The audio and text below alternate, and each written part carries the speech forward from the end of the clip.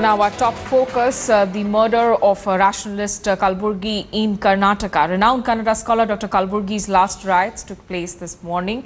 He was murdered in his residence in Dharwad. Now, meanwhile, the probe into his murder is gathering pace. Police sources say that an unlicensed gun was used to kill Dr. Kalburgi. Chief Minister Siddaramaiah has announced that the probe would be handed over to the CID. Eyewitnesses have reportedly told police that they heard the shot and saw the bike, and have also described the clothes of the assailants. Though cops are unwilling to comment just yet, the needle of suspicion is on right-wing extremist groups, particularly after a Bajrang Dal activist identified as vice-Shetty tweeted a death threat to another known rationalist. Both had allegedly criticized idol worship last year.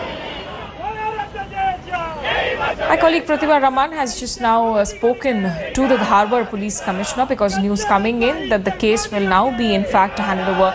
It's the Karnataka CID really which will be probing this murder case. Let's listen to what the Dharwad Police Commissioner Ravindra Prasad had to say.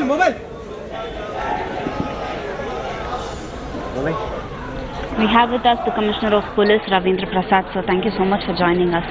So what kind of leads do you have in this investigation now? We have commenced the investigation. We have formed a special squad. They are investigating into it. Till the investigation is completed, nothing can be said at this moment. Also, sir, is there any information whether they are local or have they come from outside? Did they perform a recce here? Anything of that on those lines? We are investigating into the case. Only when investigation is completed, any details can be diverged. At this moment, I can't say anything beyond that. At least with regards to the weapon, sir, was it, we understand it was an unlicensed weapon, but any details on that? We are verifying it. Ballistic experts have come. We have seized the bullets there, and we are investigating it. Also, sir, the needle of suspicion does point to the right-wing groups as per speculation, but then do you feel that there could be other angles as well, like personal rivalry, family dispute, anything? I have no comments on that. My final question, sir. There are no CCTV cameras here, but then around the city, are you investigating in terms of any footage? There are so many CCTV cameras in the city. We have taken the footages. We are investigating into it. Thank you so much for that, sir. So CCTV footage as well as the ballistic team that has come here to inspect the weapons, a special team that has been formed, all of these are being explored and utilized to ensure that the investigation goes in the right path. With camera person Madhu, Pratibha Raman, Dharwad, India Today. So police at the moment tight-lipped about the investigations, but remember, thousands have been pouring in this city to pay their last respects to Dr. Kalburgi, a man who was born in the Sindigi Taluk of Bijapur district in 1938. He began his career as an academic in the 60s.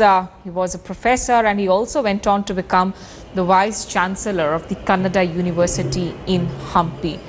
He was absolutely fearless. He spoke his mind on a range of subjects and often attracted the ire of the various groups of people, including members of the literary community. But this morning also, after he was laid to rest in terms of his mortal remains that were brought back to his residence, we could see thousands of students with roses in their hand dotting up the street leading to his residence to pay their last respects.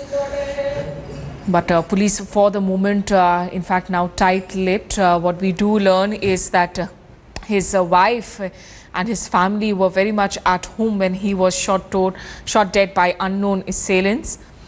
And all that the daughter could hear was "Sir, sir," which was said to the assailant, and then there were gunshots.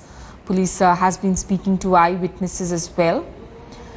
Pratibha Raman now joins us live from Dharwad. Let's cut across to her. Pratibha, in terms of the funeral procession, take us through what is happening in Dharwad at the moment.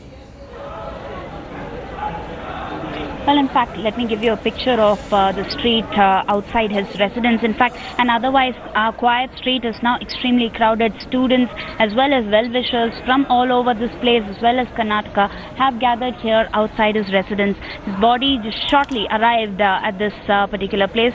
In fact, it was kept at the Kannada College for people to come there and pay their tribute. But right now, there will be a puja that will be done, the last rites that will be conducted here, soon after which procession of sorts will take place from here to the burial ground. In fact, it will be going through the Kannada Vidyapita. In fact, that is the particular area where he contributed a lot. So, as a mark of respect for all that he has contributed, his body will be carried from here through that and then taken to the burial ground.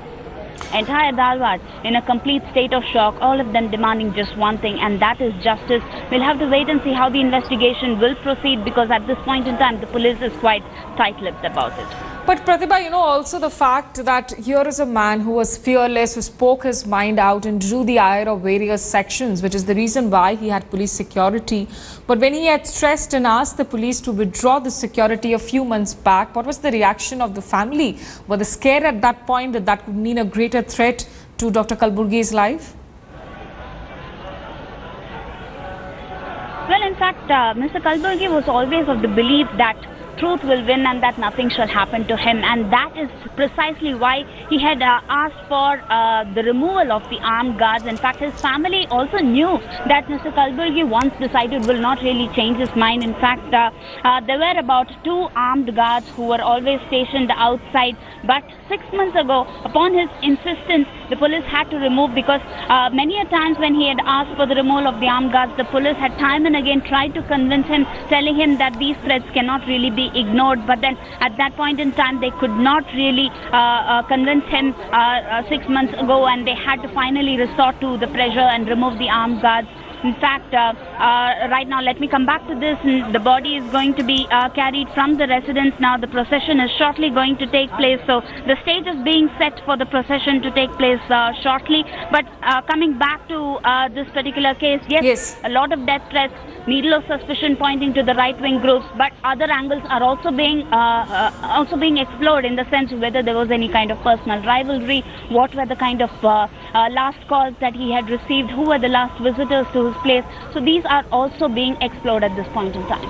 Okay, many thanks, Pratibha Raman, for joining us from Dharwad, where the mood is absolutely one of, it's a tragic, it's gloomy, and clearly people there very, very sad and upset at the loss of this life of a very important scholar in the state. Now, Maharashtra too has joined the probe into Kalburgi's murder, with an intelligence team from Kolhapur reaching Dharwad to aid in the investigation. Dr. Kalburgi's is the 3rd murder of a rationalist in the past 2 years. Maharashtra-based Narendra Dabholkar was murdered in August of 2013, while Govind Pansare was shot dead earlier this year.